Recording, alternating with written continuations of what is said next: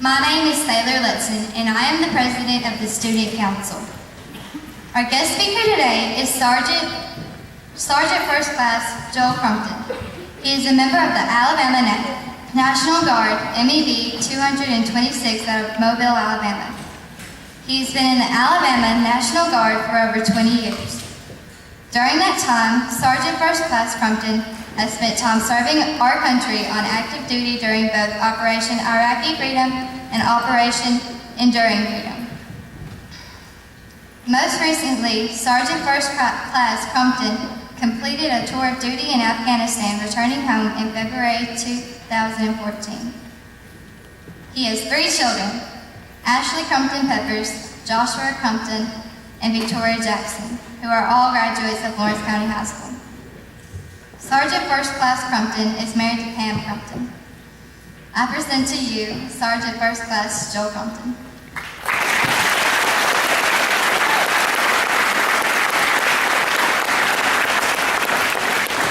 Thank you, Sailor, for that introduction. I'd like to thank the administration, faculty, and the staff for this tremendous show of support for the veterans of the United States. I'm humbled, and I know each service member here feels the same as I feel. I want to start out by telling you a little bit about myself. I was born and raised in Mount Hope, graduated from Mount Hope High School in 1978. Shortly after graduation, I moved to the big city of Moulton. I've been here ever since. I'm a 3rd generation veteran, following my grandfather and my father. I went on the journey that they went on to the country that's given me a home. And so my journey began. I joined the Alabama National Guard in 1991 with the motto, always ready, always there. Made me want to be there and be ready. I didn't know that motto would take me on a journey of 14 weeks of basic training in AIT. That time I had 2 small children, Ashley and Joshua. One of the hardest things that I've ever had to do was to leave them and be away from them. After coming home, I was stationed at the Hartsville National Guard Army, where I served on weekends and 2 weeks out of each year. In 1995, I was called to active duty to serve in Ecuador, where I spent a month at camp. Around that time, I was also put on active duty again for Panama. My job in these 2 countries was to build roads and schools. It was a humanitarian mission that I'll never forget. I was taken then to my next deployment, which was in 1997. I was sent to Honduras for the purpose of moving equipment for the regular army to use for their mission, building schools, roads, churches, and to drill water wells. I was again honored to represent my country on the humanitarian mission. In between deployments, there were several hurricane duties, floods, snowstorms, which the various units, as I moved, I served with and were activated.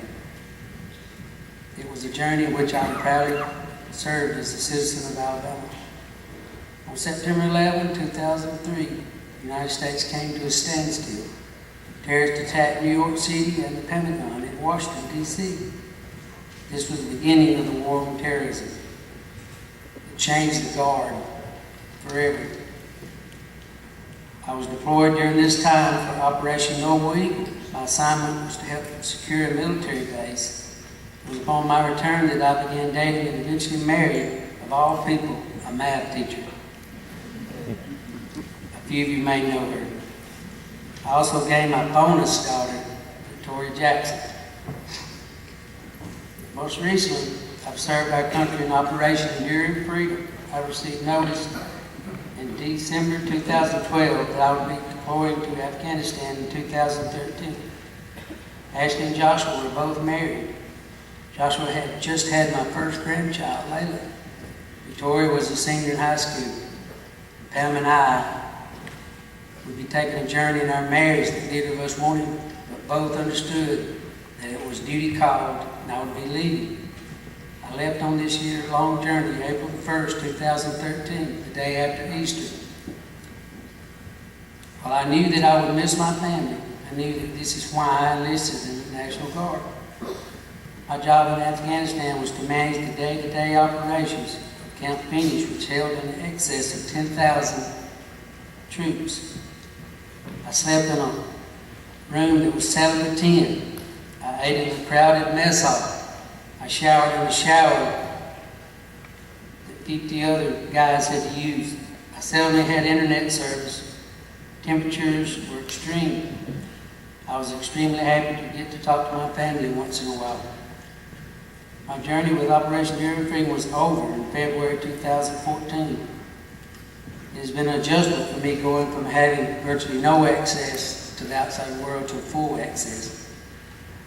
While this is all important, I wouldn't be where I am today if I had not graduated from high school. I went on to get my BS in history from Athens State and a BA in business from Faulkner. I had not applied myself in school. There was no way that my journey could have continued. Each and every one of you today has choices to take that will start you on the journey. My advice is to be a sponge. Take everything in. Use what you learn to make your own way and create your own journey, whether it be in the military service or another profession. Always do your best. I'd like to end with the quote from Jackson Kennard, a French entrepreneur.